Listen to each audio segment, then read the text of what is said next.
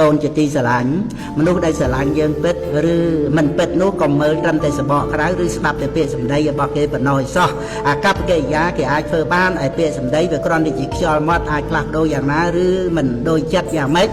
គឺចេះតែប្រព្រឹត្តទៅបានទាំងអស់មនុស្សដែលពោលថាស្រឡាញ់យើងស្គាល់ចិត្តស្គាល់ថ្លើមយើងនិងគោរពរាប់អានយើងនោះអាចគ្រាន់តែជាទឹកអបដែលបាញ់ដាក់មកឲ្យយើងសប្បាយចិត្តតែប៉ុណ្ណោះគឺគេអាចស្អប់យើងក៏បានប៉ុន្តែដើម្បីប្រយោជន៍អ្វីមួយទៅគេនិយាយគេមានអាកប្បកិរិយាយ៉ាងនោះឯងនោះដែលមិនធ្លាប់និយាយថាស្រឡាញ់យើងសម្បីតែម្ដងមិនធ្លាប់អួតសរសើរយើងណាម្ដងសោះប៉ុន្តែគេអាចជាមនុស្សស្រឡាញ់យើងដោយពិតស្មោះត្រង់ជាមួយនឹងយើងប្រកបក៏មានដែរដែលពោលមកនេះមិនមែនបានន័យថា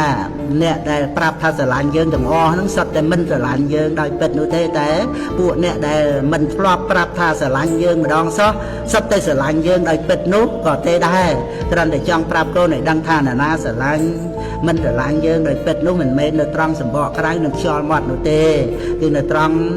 ការដែលធ្វើពិតដែលយើងត្រូវសង្កេតពិនិត្យក្នុងការយូរមនុស្សដែលល្អចំពោះយើងរមែងល្អទាំងចំពោះមុខទាំងកំបាំងមុខគឺតែងតែជួយយើងរក្សាយើងទំនុកបំរុងនឹងការពារយើងមិនថាយើងនឹងឯងទៅជាយ៉ាងណាគេនៅតែស្មើចុងស្មើដើមជាមួយនោះឯងដែលថាជាមនុស្សស្រឡាញ់យើងពិតត្រង់ដែលថាគេថាស្រឡាញ់យើងឬមិននិយាយឬមិននិយាយអីនោះវាមិនសំខាន់ទេហើយចំណែកមនុស្សដែលល្អតែនឹងមុខយើងក្រោយខ្នងដន្ទាមិនទំនុកបំរុងយើងមិនកំត្រួតយើងនិយាយពីរោះ